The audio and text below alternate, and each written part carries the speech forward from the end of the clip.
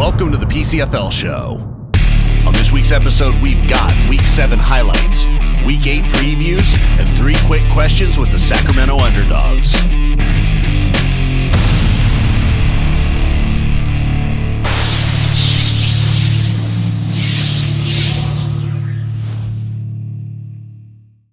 The PCFL Show is brought to you in part by FPS Design. Graphic and web design, sports marketing, and more. Go to fpsdesignstudios.com. Also by Hat Tricks Music and Media. Audio production, graphic design, social media management, and more. Let's kick it off with this week's 3 quick questions. This week we've got 3 Sacramento Underdogs with us: Ezekiel Shockley, Raymond Griffin, and Dominick Gonzalez. First up, Ezekiel Shockley. What position did you originally play, and why the position switch? Okay, let me break it down to you like a fraction. So, when I first started, I was probably 13. I was a little chubby dude, 5'5", came out, played tight end, DN. Later on, I kind of switched to wide receiver and stuff now, so now I'm at receiver, outside linebacker, safety, wherever they need me. But principle is, football, you never know. You're going to continue to grow as your body changes. So just be ready to play whatever when you're on that football field. Okay, next question. Any teams in particular you're looking forward to playing, and why?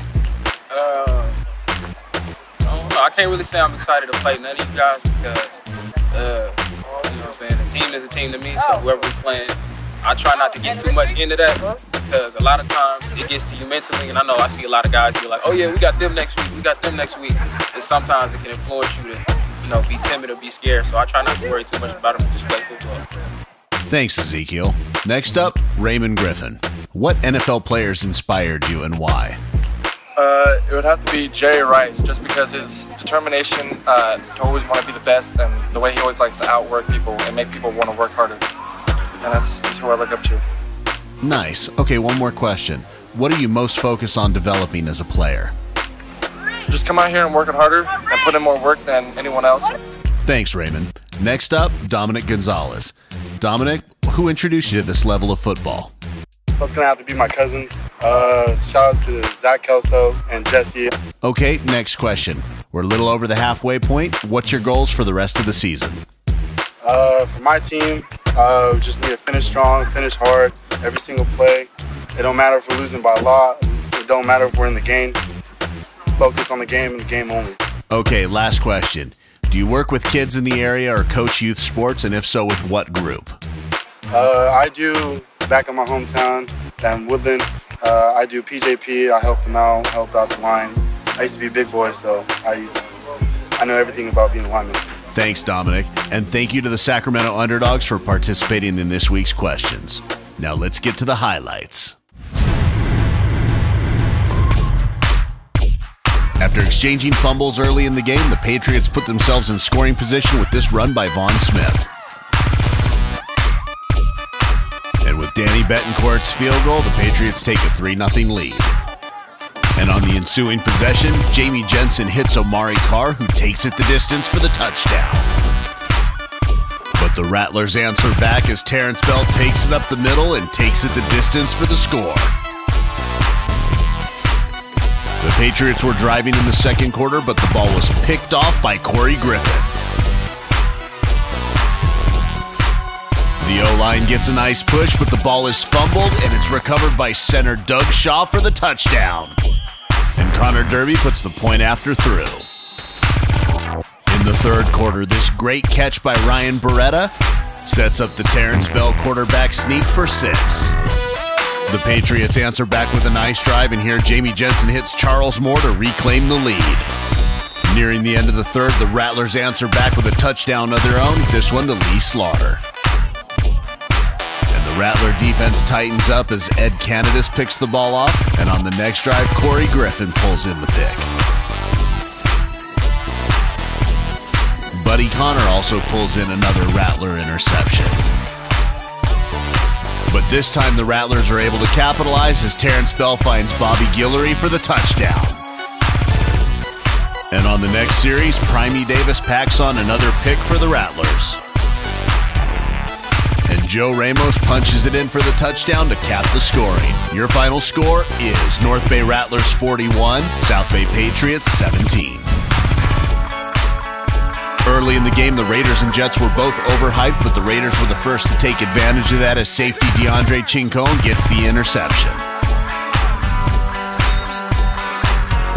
The Jets answered back by driving down the field, but there's a fumble on the play, and Chris Rivera recovers for the Raiders and takes it to the house.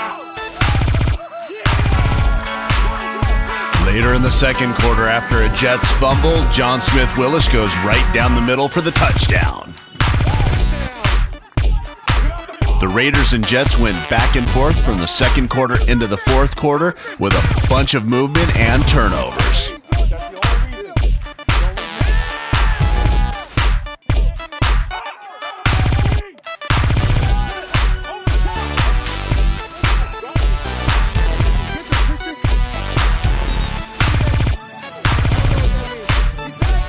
In the fourth quarter, the Jets get on the board as this bounces off a defender's hand and into the receivers for the touchdown.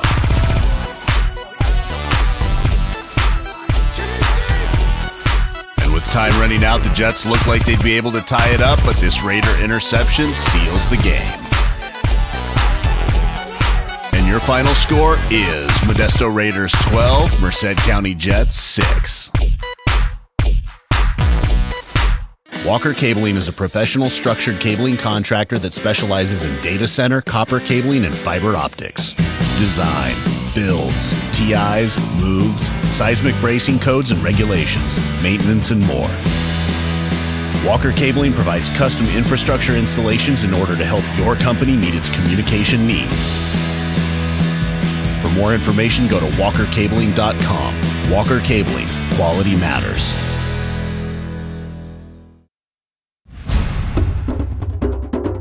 On the opening drive, the Fury moved down the field. Here, Cody Allen hits Nate Aisi in the flat, which sets up a Charlie Vu field goal. The Fury defense holds, and the punt is blocked by Eddie Elder. That punt block put another 3 points on the board by Charlie Vu. Another trip into Lions territory. This time it's a big catch from Joey Hughlin. And for the third time, it's deja vu with Charlie Vu. Second quarter, the Fury take a shot downfield, but Marvin Lamb picks the ball off for the Lions. But Terrence Simeon picks it off for the Fury. Marvin Lamb pulls in another pick, stopping a Fury drive. Michael Greer puts the Fury in position with this run.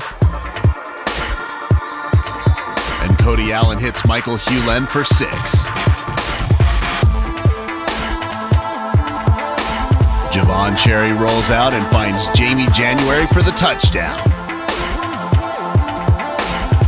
The Fury are driving, but Chris Little picks the ball off and takes it the other way.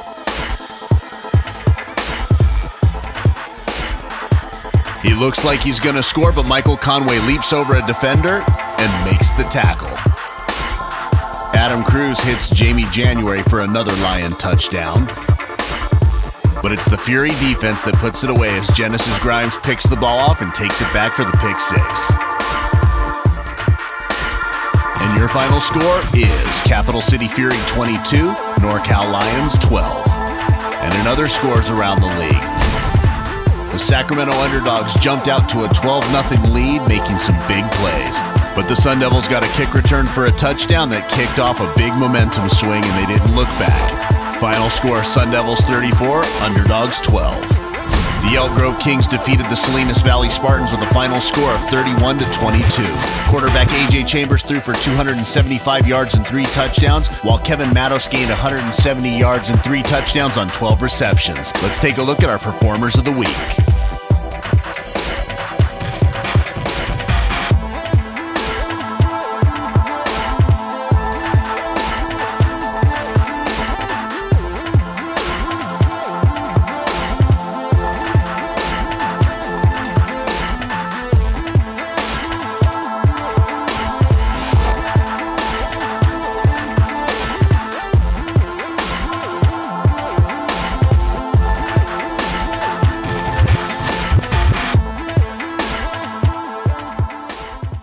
From the smallest of buildings to the largest, the simplest to the most detailed, and everything in between, Crandall Roofing is the company for your next roofing job. Schedule your free consultation today. Go to crandallroofing.com for more information. Crandall Roofing has you covered. You're watching the PCFL Show.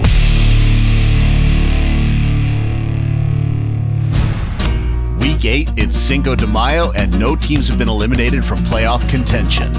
Some teams might need a little bit more help in terms of opponent victories, and the Silver State Stallions fall into that group. They need to beat the Patriots to stay alive, while the Patriots want to get back on track, playing more like they were in the first 4 games than they have the last 3, especially in terms of turnovers.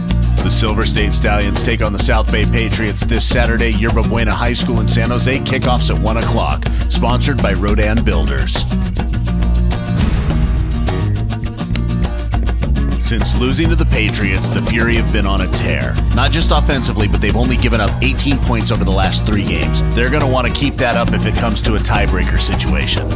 The Sun Devils need this win to keep pace. They don't want to be sitting at 500 heading into the last 2 games of the season, trying to jockey for playoff position. The Capital City Fury take on the California Sun Devils this Saturday at Harrison Stadium. Kickoffs at 1 o'clock. Sponsored by Anytime Fitness.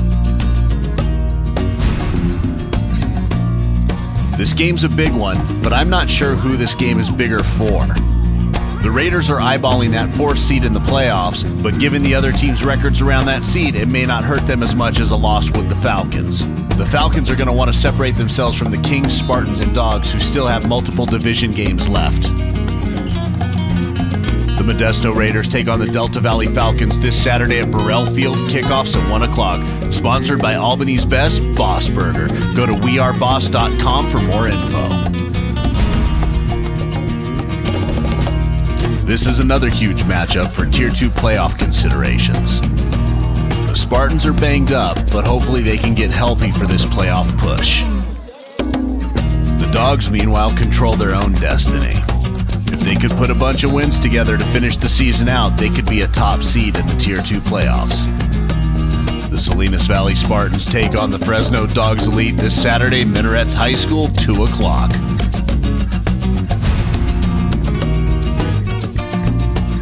The Underdogs only have 2 Tier 2 games left, so they need to make them count. They'll need to win those 2 games to have any hopes of a 4th seed. Like I said last week, the Kings are poised to go on a run. They're now 2-0-1 in the division and easily can be the top seed if they win out. The Sacramento Underdogs take on the Elk Grove Kings this Saturday, Bartholomew Sports Complex. Kickoffs at 4 o'clock. Well, that's it for this week's episode. Everybody have a happy Cinco de Mayo. Please drink responsibly.